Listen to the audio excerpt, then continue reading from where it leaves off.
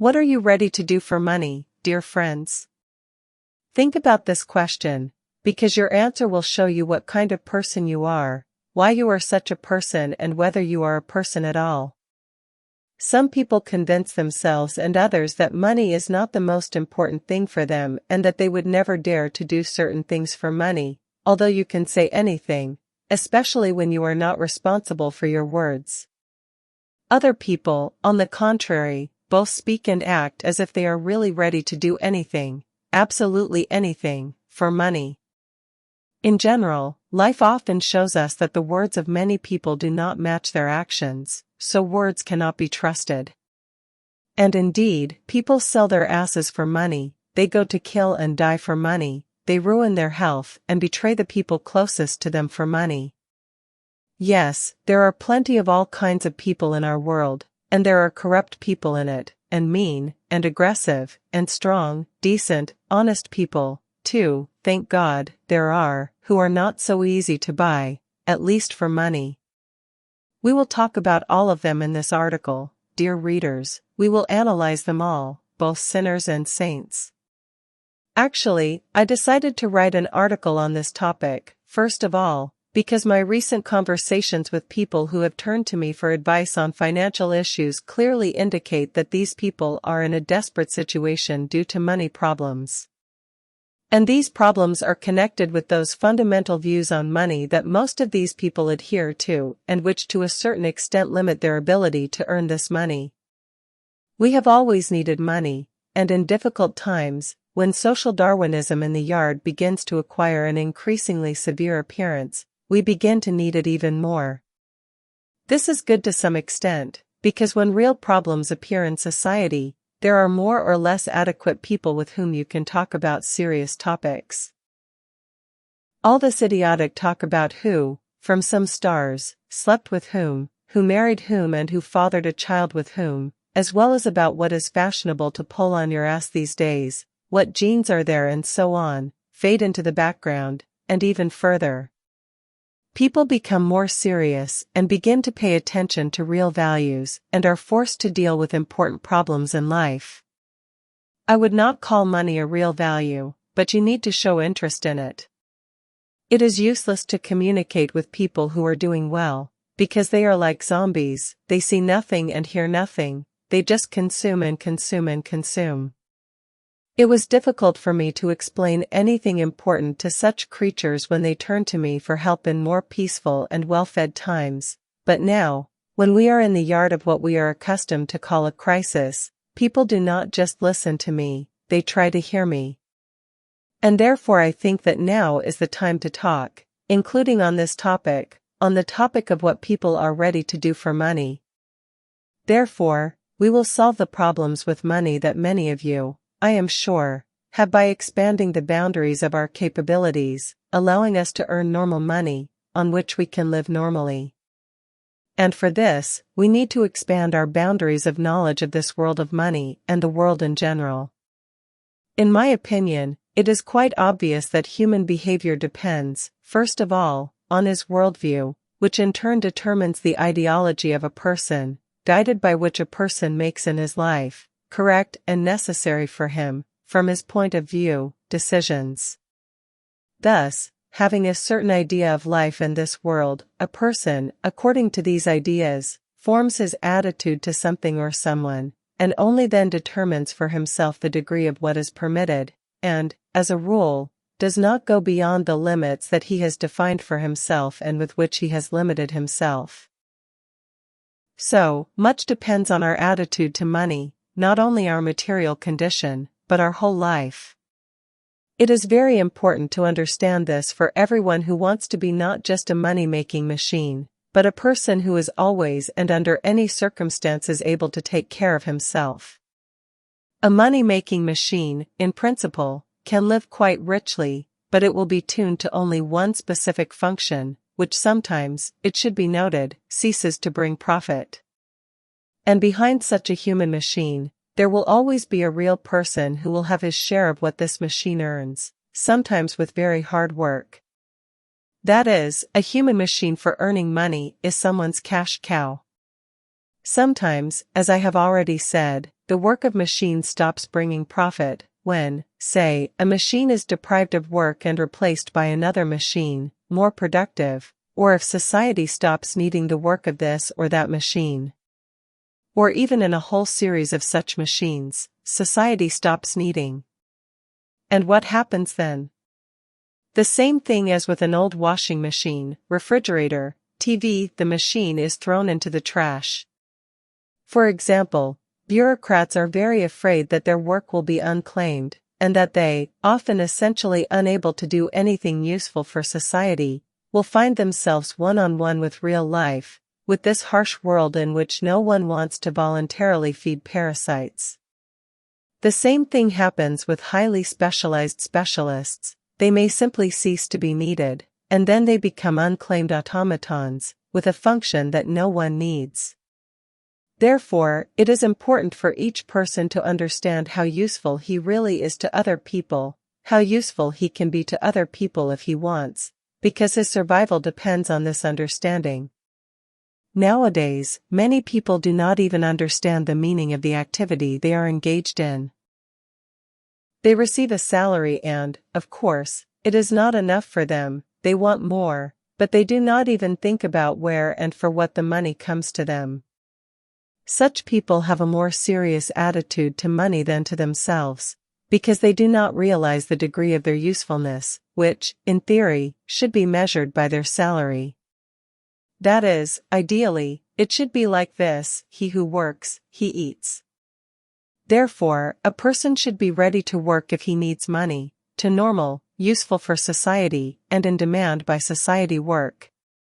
But, in our world, where many things, including laws, work for the benefit of social parasites, those who do not work often eat, and eat very well. And while the economy is doing well, the parasites feel quite comfortable. They do not care how useful they are to people and are generally needed by them. The main thing for them is to ask for a raise more often. The main thing is to do what you are paid money for. And the fact that the activity of such a parasite can harm the whole society that supports him on its neck does not interest him, because he, as they say in such cases, is just doing his job. So go to hell with your responsibility. There is no need to place it on a social parasite who is not responsible for anything at all. He is only ready to obey someone else's order, someone else's instructions. He acts only on someone else's instructions. Many people adhere to this position. They are just cogs in someone else's mechanism. They do not want to think. They do not have their own self. They cannot, because they do not want to, set tasks for themselves and fulfill them. Therefore, for the sake of money, they are ready for only one thing: they are ready to obey. They, social parasites and simply passive gray personalities, need a shepherd who will direct them somewhere, and who will feed them, but they themselves do not know how to move and feed themselves. I have said and continue to say that the attitude towards money should be simpler, that the most important thing for us is not money, but ourselves, because we earn it and we earn it for ourselves, for our lives, and not just like that, not because we have to work, because everyone works. We may be cogs in someone else's system, often very hostile to us, but we must have many functions so that we can adapt to different living conditions that are constantly changing.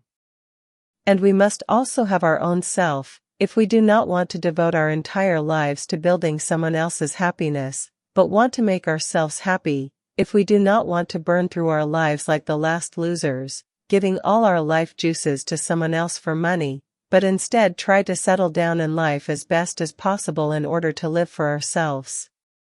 Nobody except us is interested in our success, in our happiness. Therefore, whatever you say, it is better to manage your own life, and not shift responsibility for it to someone else, no matter how brilliant and good he is. Let's ask ourselves this question: what is the main goal of those who invented money, who print it in the quantities needed for themselves, and from time to time devalue it in order to devalue the work of most people? It is important to them that we value their product, money, so that there is a demand for this cut paper for which we slave away all day. Our worship of money is there, these cunning and wise people's well-being. And it is very profitable, it should be noted, to have a product that is in demand by everyone, which you can produce in any quantity you need and exchange it for any goods and services. For the sake of such a freebie, all those people who feed themselves at the expense of the population working for them for money will do everything to maintain the current state of affairs, because this is their charm. Let's just put ourselves in the shoes of those who create money, who have the ability to draw as many pieces of paper or enter as many numbers into a computer as they want, and try to understand how such opportunities will affect our perception of life.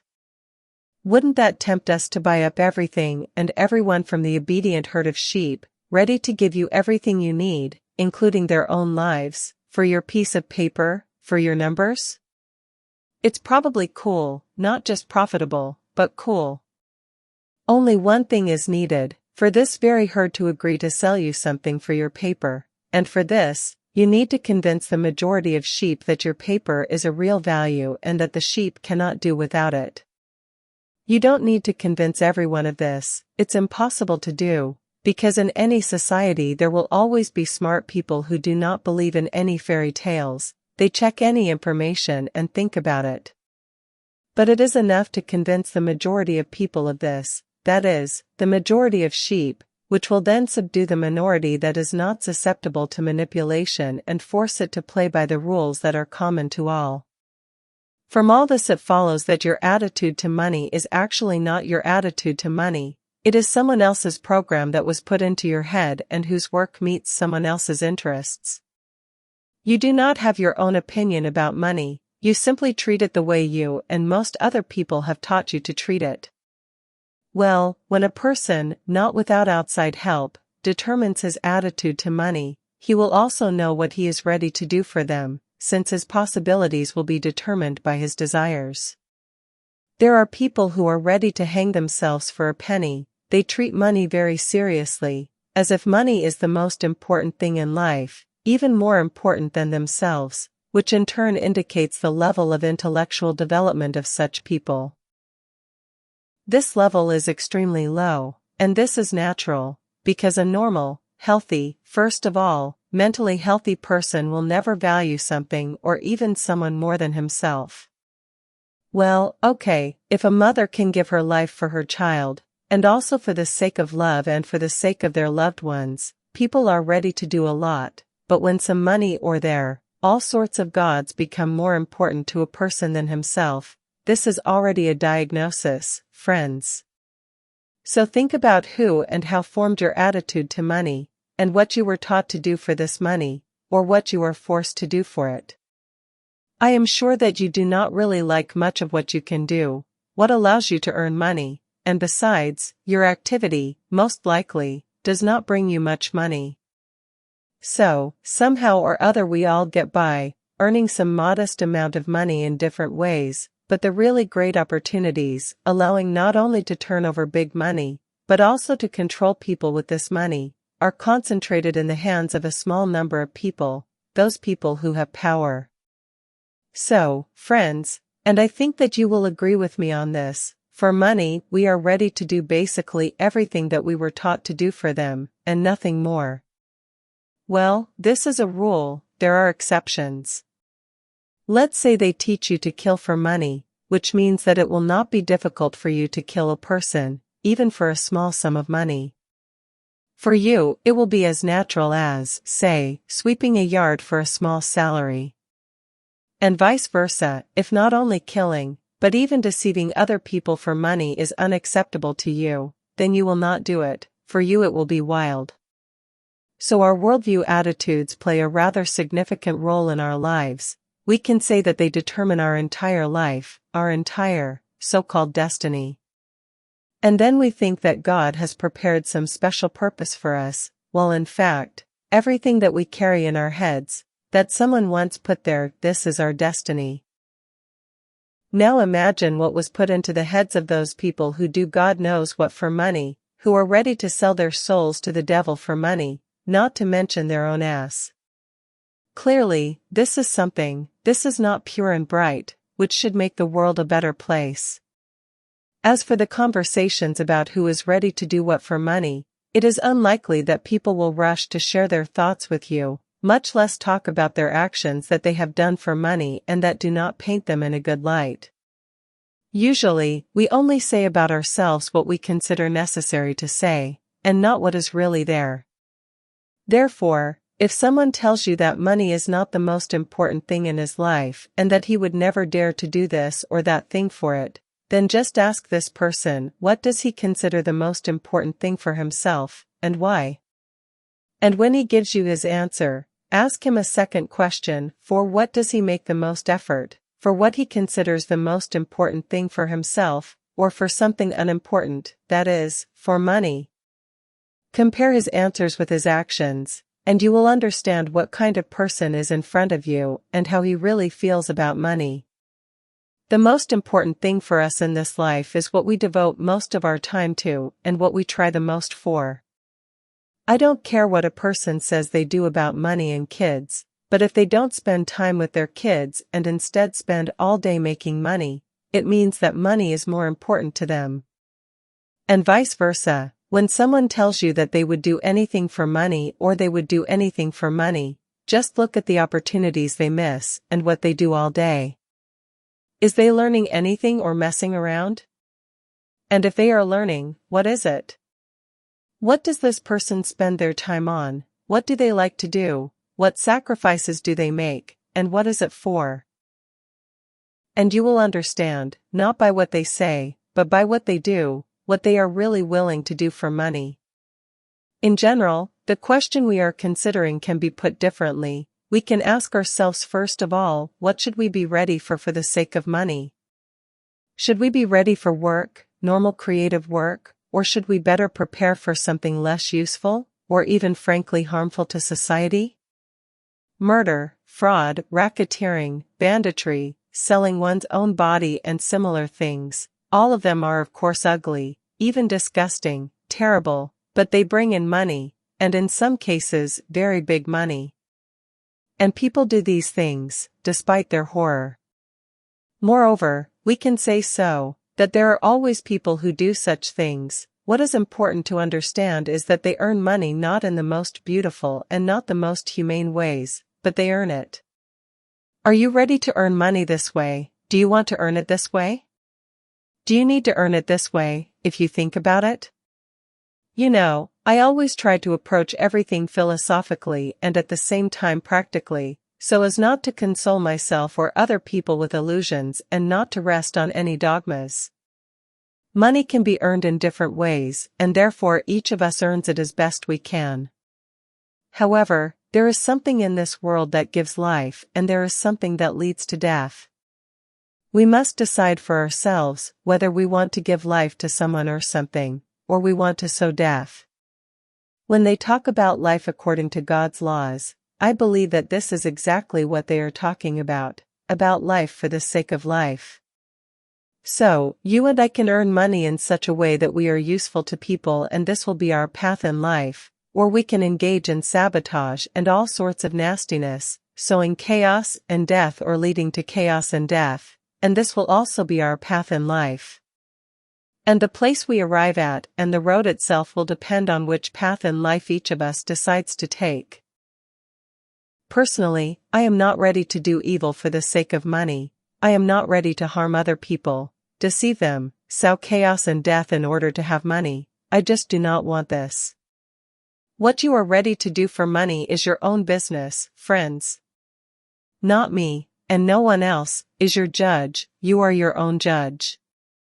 Just do what you want to do, but think about the consequences, because only by taking into account the consequences can you be sure of the correctness of the decision you make and not regret it later.